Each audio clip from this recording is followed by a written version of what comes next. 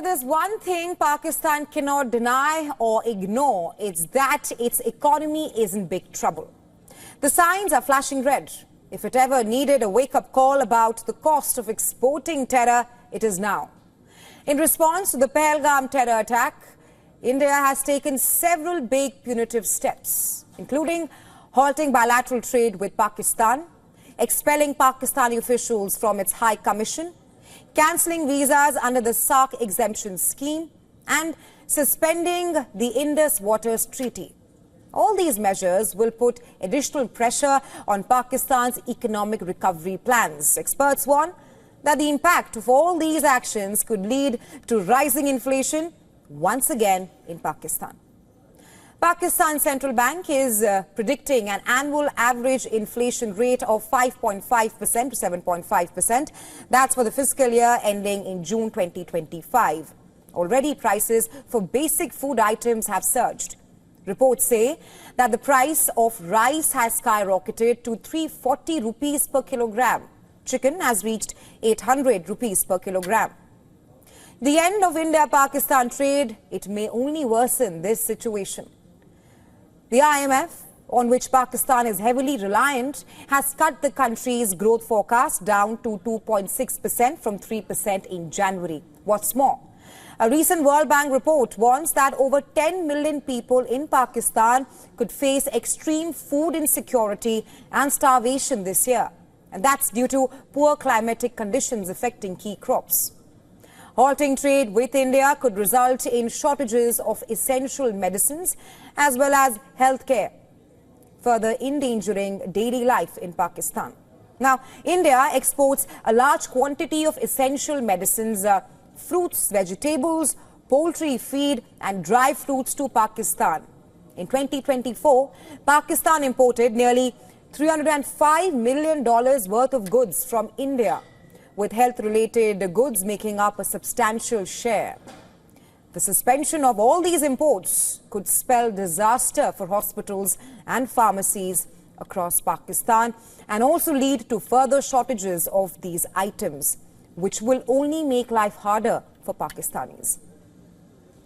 And the stock market's reaction has been immediate. Just days after the Pahalgam attack, the Karachi 100 index fell by over 2%, indicating investor pessimism amid rising tensions. The long-term consequences, well, experts warn that while attacks like the one in Pahalgam are tragically common, India's swift and severe response could be a potential turning point. It's because the ramifications are dire for Pakistan, a country already grappling with severe economic constraints and also a high fiscal deficit of 7.4% of GDP.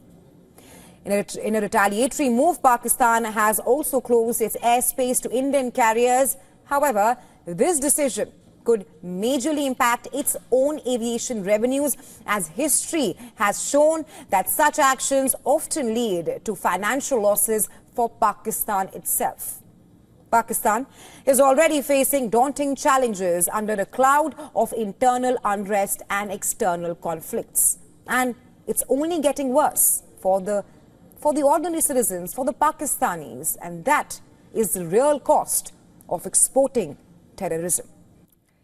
It is confirmed without a doubt that Pakistan is guilty of the massacre that occurred in Pahalgam on April 22nd.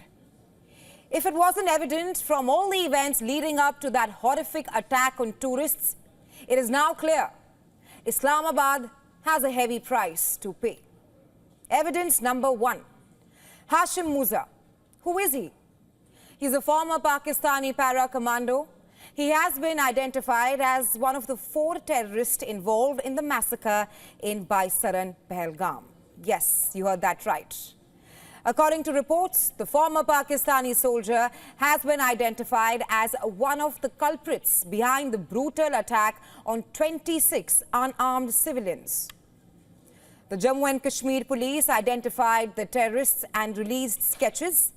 As you can see on your screens right now, 2 of the assailants are Pakistani nationals, while 1 a South Kashmiri resident. And they conducted extensive reconnaissance for the terrorists. The identified terrorists are Hashim Musa, also known as Suleiman, Ali Bhai, alias Talha, both from Pakistan. The third has been identified as Adil Hussain Thokar, a resident of Anantnag. And all three have a reward of rupees 20 lakh placed on them. But Hashim Musa, he has been identified as the key conspirator behind the attack. Investigations into the terror conspiracy have confirmed that Musa is a former para-commando of the Pakistan Army's Special Service Group called SSG. According to media reports, Musa is a hardcore terrorist affiliated with the Pakistan-based terrorist organization Lashkar-e-Toiba or LET. Remember, LET is the same outfit that was responsible for the 26/11 Mumbai attacks in 2008. Reports indicate that Musa was sent by LET masterminds to Kashmir on a specific mission, a mission to unleash terror attacks on non-locals as well as Indian security forces. And now, reports also say that it is possible that Musa was loaned to the LET by the Pakistan Special Forces, like the SSG. We know that para-commandos of the SSG are highly trained in unconventional warfare and specialize in covert operations. They are trained at handling sophisticated weapons, hand-to-hand combat, and navigation skills. According to Indian reports, Musa's background in the Pakistan Army, which has now been confirmed during the investigation, suggests the involvement of the Pakistani ISI in the attack as well as previous strikes in Kashmir. The investigation is being carried out by India's National Investigation Agency, NIA. The NIA has already reportedly questioned 15 overground workers or OGWs identified as key suspects in the Pahalgam terror attack. And some of the incidents include October 2024 terror attacks in Gagangir, Ganderbal, where several locals and a doctor were killed. And also on the attack at Butapatri in JNK's Baramulla, which resulted in the death of 2 army personnel and 2 army porters. Now, coming back to Musa, he has been emerged as the common perpetrator in these 3 attacks, all these 3 attacks that I just listed out. The local terrorists involved in the Gagangir and Butapatri attacks, which are Junaid Ahmed Bhatt and Arbaz Mir, they both were also trained in Pakistan. But they were then neutralized in different encounters by the Indian security forces in November and December 2024. But Musa seems to have continued with his terrorist mission, and that is to spread terror in the valley to target non-locals in Kashmir. If that wasn't enough, Pakistan-based cyber actors have once again failed in their attempts to breach Indian cyber sovereignty after facing challenges in accessing important national networks. The Pakistani hackers, they have now shifted their focus to welfare and educational websites. Websites of Army Public School Srinagar, Army Welfare Housing Organization and APS Ranikhet. All these schools and organizations also came under cyber attack. But all 4 sites were quickly isolated and restored by the Indian Army's cybersecurity framework with no impact on operational or classified networks. But Pakistan has continued to violate the ceasefire at the line of control for the 5th consecutive day. Pakistan has resorted to unprovoked firing. The firing since last Friday now seems to have spread from Kashmir to Jammu region as well. And this is hardly a surprise to us. Pakistan has a long history of exporting terror and denying its involvement. Who can forget when all of this started? In 1947-1948, Pakistan sent tribal raiders into the princely state of Jammu and Kashmir back then, triggering the first of 4 Indo-Pakistani wars. Then, during the 1971 Indo-Pakistan War, which broke out during the Bangladesh Liberation War, the paramilitary wing Al-Shams was involved in atrocities against Bengali nationalists, civilians, and religious and ethnic minorities, alongside the Pakistan Army. The hard fact is that the Pakistani establishment has aided and abated terror for generations, and each time, despite the evidence, it has brazenly denied its role. And now it's high time for Pakistan to answer to the global community. Why do terror groups like Jaish-e-Mohammed and Lashkar-e-Toiba continue to roam freely in Pakistan? All their leaders do is engage in warmongering despite knowing that Pakistan has lost all wars with India in the past. Which brings us back to the situation we are facing today in Kashmir. The Indian forces have intensified anti-terror operations. Raids have been conducted across several locations to target terrorist hideouts and individuals connected to terror activities. The investigation into the Pahalgam terror attack has reportedly revealed the involvement of a local network of OGWs and terror facilitators in South Kashmir who guided these terrorists to attack 26 unarmed civilians. And it seemed to have been arranged their logistics as well, including shelter and possibly transportation for the weapons used in the attack. Along with the confirmation of the roles of the Pakistani terrorists, the Indian probe agencies, they're also questioning OGWs, and all this suggests the involvement of more Pakistani terrorists. Reports also indicate that the coming operations in the jungle surrounding Baisaran, where the attack took place, have reached an advanced stage. The Indian officials have just started, and in the coming days, more evidence of Pakistan's involvement will come out, and we will be closely watching. Pakistan must pay for Pahalgam terror attack. That's the message from the political establishment to Indian military. Indian Prime Minister Narendra Modi has given the Indian military might with a clear, uncompromising directive. According to top government sources, the Prime Minister told the defense brass that the armed forces now have complete operational freedom to decide the mode, targets and timing of retaliation against terrorism. This comes during Prime Minister Modi's high-stakes meeting with Defence Minister Rajnath Singh, National Security Advisor Ajit Doval, Chief of Defence Staff General Anil Chauhan and all the tri-service chiefs. Prime Minister Modi affirmed that India's national resolve is to deal a crushing blow to terror following the Pahalgam massacre that left 26 people dead. The Prime Minister's order delivers in razor-sharp terms, signals a major shift in India's counter-terror strategy, no longer constrained by bureaucratic red tape. The military is now empowered to strike with precision and ferocity against terror networks and their state sponsors. Prime Minister Modi's message is unambiguous. India will no longer tolerate Pakistan's dirty work of harboring terrorists.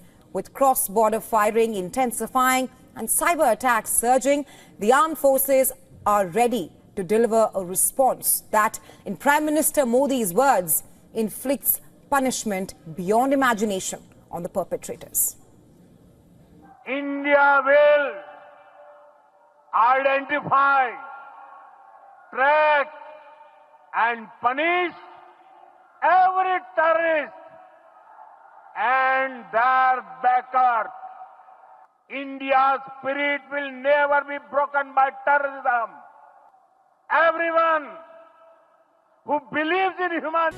Spain and Portugal switched their power back on after the worst blackout in their history, as both the countries seek answers on what caused the biggest ever blackout. Spain has set up a commission to probe the matter. The announcement comes as the country's top criminal court announced a probe into possible sabotage of critical infrastructure.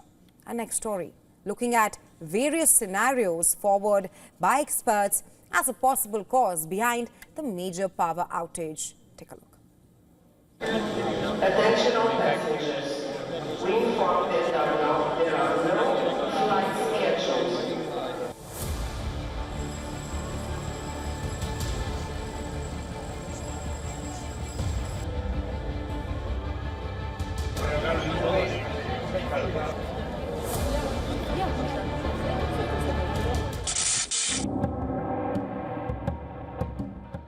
It felt like the opening scene of a dystopian sci-fi thriller. Planes grounded, trains frozen on the tracks, mobile networks dead, No internet. massive traffic jams, and chaos. Lights flickered out across Spain, Portugal and parts of southern France, leaving millions staring at dead screens, blinking traffic lights and gridlocked cities. No, this wasn't fiction. This was Europe's terrifying reality on Monday.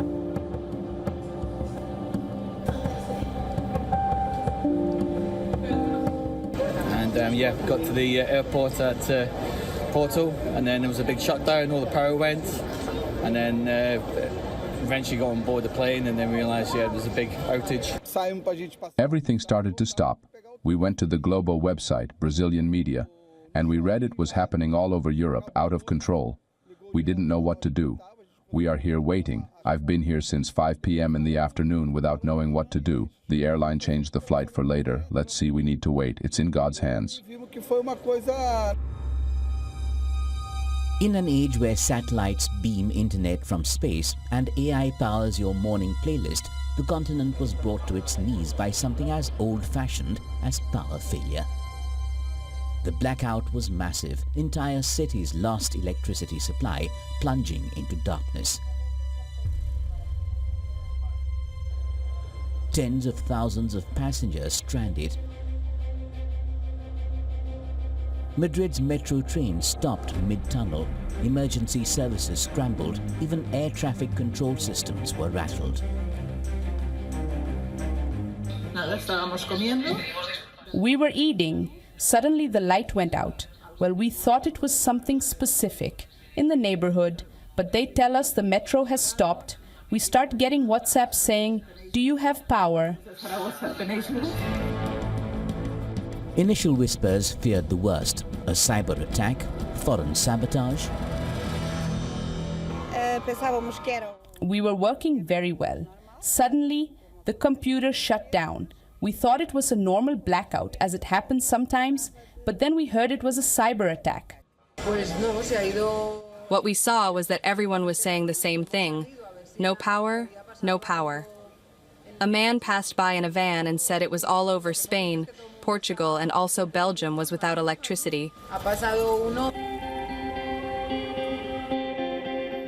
But the truth was more inconvenient than sinister. A rare atmospheric disturbance triggered a cascade failure in the high-voltage grid. And the system, heavily reliant on the delicate balance of renewable energy, couldn't keep up. For now, authorities are not ruling out anything. Relevant state institutions and all the private operators are working in a coordinated way to understand what has happened. All the potential causes are being analyzed.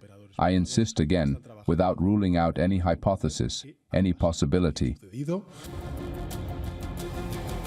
Green power is the future, but Europe just received a brutal reminder that even the future needs a solid foundation. In the rush to phase out fossil fuels and nuclear energy, infrastructure to support renewables hasn't kept pace.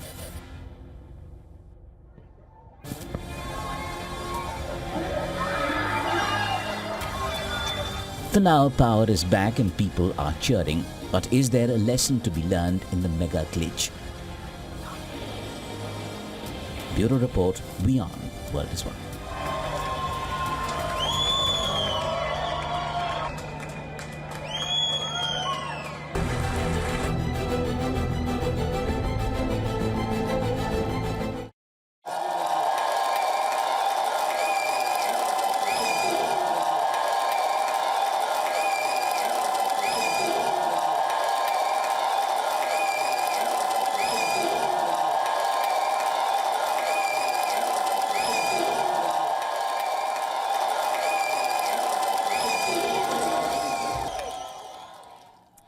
Canada has a new Prime Minister. Banker turned politician Mark Carney has won the elections in a stunning turnaround. The Liberal Party, led by Carney, secured control of Canada's parliament today. Results show that the Liberals are far ahead of Conservatives, but they have fallen short of 172-seat mark by 4 seats, which means that the Liberals secured 168 seats in the 343-seat House of Commons. Meanwhile, his Conservative rival, Pierre Poilievre, is poised to get only 144 seats. Counting is still underway, but it is highly unlikely that the trend will change.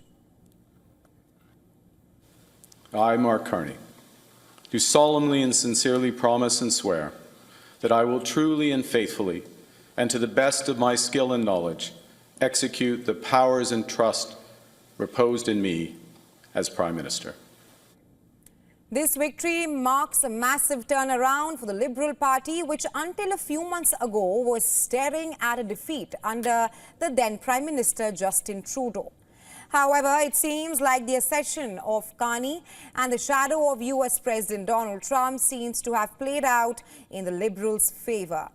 But before we tell you what exactly did the new Canadian Prime Minister say about the United States of America, let's first tell you what Carney's win means for India. Prime Minister Narendra Modi congratulated Mark Carney for his victory and said that he is looking forward to work together to unlock greater opportunities. The message is clear. India is looking to turn a new leaf in bilateral ties that had nosedived under the former Canadian Prime Minister Justin Trudeau after Trudeau accused New Delhi of killing Khalistani terrorist Hardeep Singh Nijjar without providing any proof. The sentiment is mutual.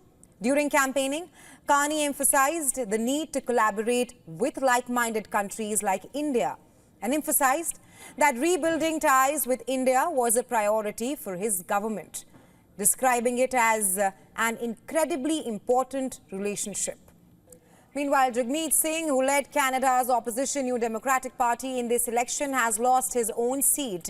Conceding defeat, Singh announced that he plans to step down from the position of party leader. I've been informed our party leader that I'll be stepping down as party leader as soon as an interim leader can be appointed. Now, I could not have done this incredible job without, here's a point, give me a second to break down a bit. I couldn't have done it without the incredible support of my wife. Could get in. Jagmeet Singh is known to be a pro-Khalistani leader. He has been a vocal supporter of Khalistani politics. He also emerged as a prominent figure backing Trudeau in accusing India without any proof of involvement in the death of Khalistani terrorist Hardeep Singh Nijjar. His defeat is also being seen as a welcome chance for India and Canada to reset diplomatic and trade ties. And talking about trade ties, yesterday we told you how Trump emerged as the X factor in the Canadian polls. And now let's tell you what the Canadian Prime Minister said on Canada-US ties after winning the polls. Our old relationship with the United States, a relationship based on steadily increasing integration, is over.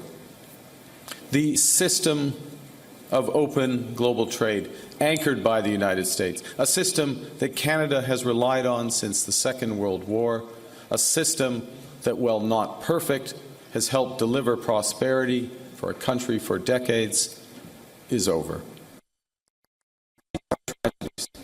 But it's also our new reality.